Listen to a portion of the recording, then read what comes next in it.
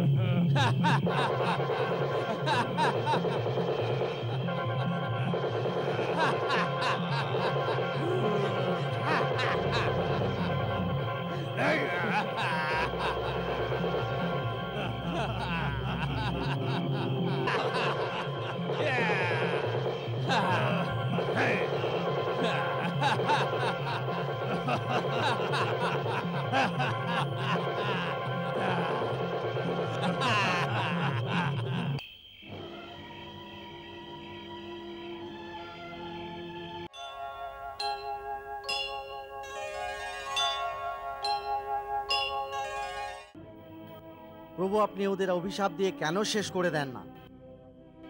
আমি যে যজ্ঞানুষ্ঠান করছি তার নিয়মই এরকম। আমি রাগ করতে পারবো না, এই জন্য আমি শাপও দিতে পারি না। আপনি তো জানেন, ক্রোধ মনে প্রবেশ করলে আত্মার শুদ্ধতা ধ্বংস হয়ে যায়। তবে কি মুনিবর, অসুরদের অত্যাচার এভাবেই বাড়তে থাকবে?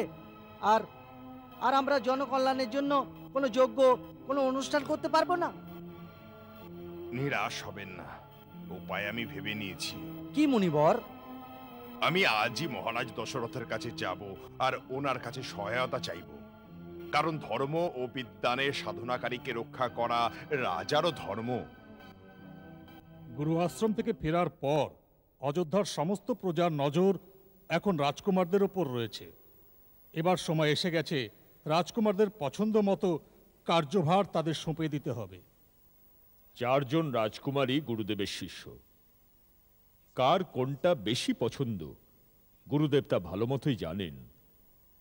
ওদের যোগ্যতা অনুযায়ী কার্যভার সমর্পণ করবেন। মহারাজের জয় হোক। মহর্ষি বিশ্বামিত্র উপস্থিত হয়েছেন। বিশ্বামিত্র হঠাৎ? বিশেষ কোনো প্রয়োজন ছাড়া ঋষি বিশ্বামিত্র তপবন ছেড়ে আসবেন না। যখন জ্ঞান ও বিজ্ঞানের এরকম বিভূতি অতিথিরূপে এসেছেন, তখন রাজনের অগ্রসর হয়ে অভিনন্দন করা উচিত। উঠুন রাজন। যথা আজ্ঞা।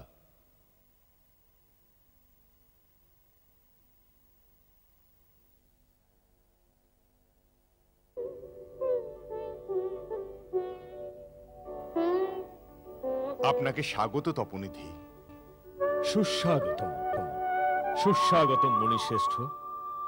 আপনার পদধূলি পেয়ে অযোধ্যা নগরী ধন্য হয়ে গেছে। বিরাজ করুন মুনীন্দ্র, এই মহলকে পবিত্র করুন। আসুন আসুন আসুন।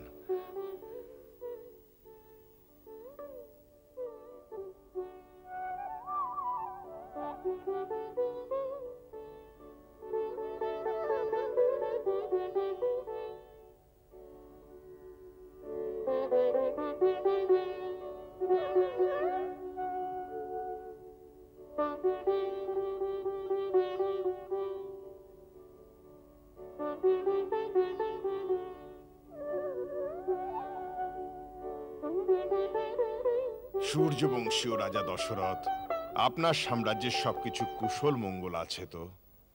যেখানে আপনার মতো পূর্ণ বিভূতির চরণ কমল স্পর্শ করে সেখানে সবকিছু মঙ্গলময় হয়ে যায়।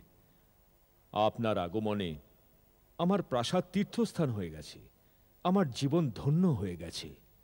অযোধ্যানাথ, আপনার শিষ্টতা, আপনার বিনম্রতা দেখে আমি প্রসন্ন হয়েছি।